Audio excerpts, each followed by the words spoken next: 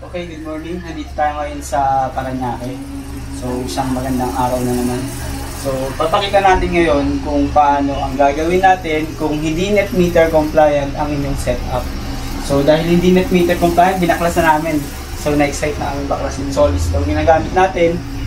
So, i-relocate natin yung hybrid setup niya dun sa garage. So, yung garage, mas malapit na yun dun sa mismong service entrance. So, yung scope of project pala namin dito gagawin is hybrid setup relocation, then service remodeling ng kanyang service entrance. So, yun lang. Sundan nyo mamaya yung mga gagawin namin. Okay? Bye-bye!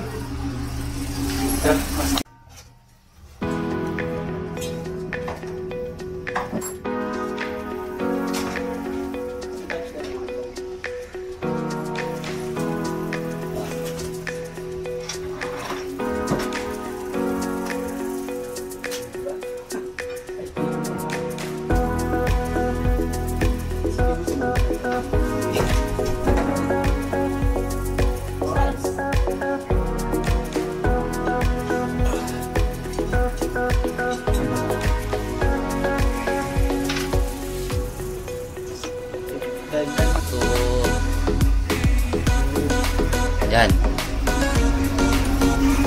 Mga bago. Ano man sarap na kumain. Ano kami ngayon? Ito Parañaque kami. Ito tuloy pala tayo. Ano, Relocate. Na ano kasi. Natanggal niyo na yung ano. Hindi naman ako nalagpapin.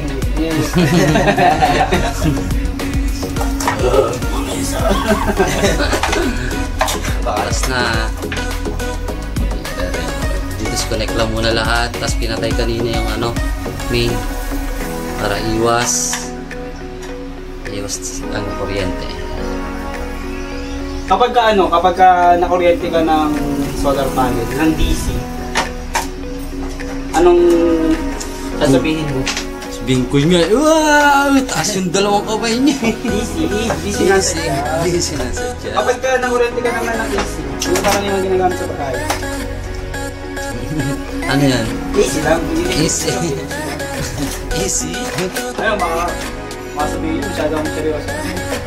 Ang buhay parang light. Yan, nanginginig ko. Ano yun, yung gabi? Nanginginig ka. Ito malapit eh. Yung PV natin, so air drone naman siya. Pero okay lang kasi wedding naman. Yan dyan na. Malupit din man nag-sunod ito talagang nagpa-function. So ngayon, gagawin lang natin siyang net meter compliant. Hindi naman sira yung setup nila, nagpa-function. Siyempre, baka maano tayo din, mabash. So hindi sira, take note, hindi sira yung setup. I-relocate siya para maging net meter compliant. So kaya, net meter compliant. Kasi nag-apply si Ma'am na. Okay net meter compliant. Nag-apply si Ma'am na tawag doon. For net metering. Kaya i-relocate ngayon yan. Kasi lumalabas under siya ng DIY installer pero marunong yun. Kaya hindi kasi baka sabihin nyo masyado tayong malapit. Tayo malapit.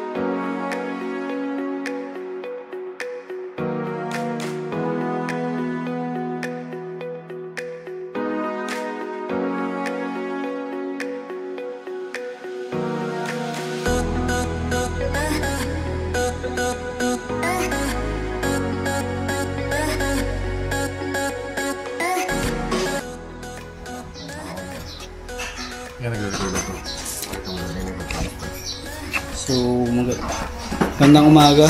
Nandito na ngayon yung mga ating i-relocate. So, nabaklas na namin siya. Nasa garage area.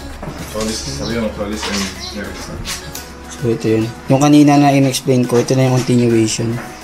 So, Solis and Merrickson na battle. Solis na yung burper. So, nag-layout na ako. So, yun. Standard na.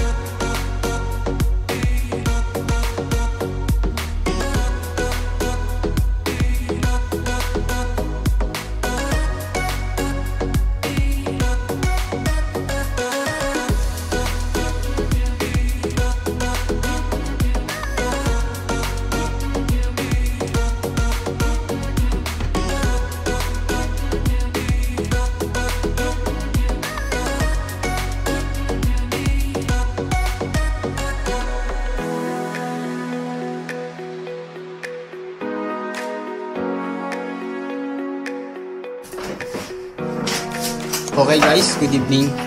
Ito na yung nagawa namin na relocation. So, check natin. So, ito yung Solis. Tapos ito yung distribution box niya. So, distribution sila. Ngayon, ang natapos pa lang namin is piping pa lang ng kanyang grid for solar. So, yan. Tumaas siya. IMC na yan. So, yun. Abang pa lang. Yan yung meter base namin. Then, ito yung solar breaker for solar.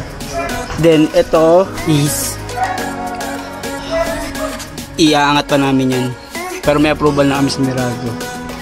So, iaangat pa namin. Para kumonek yun doon sa butas na 3/4 hole, 3/4 inch. So, yung ATS box namin yun. Kita nyo na, ATS box. So, yan. Ang ATS box namin. Ito. Yan. Is i-install namin. It's either here, dun sa top, or dito sa baba. So, pag-aaralan ko pa. Ano yung net ko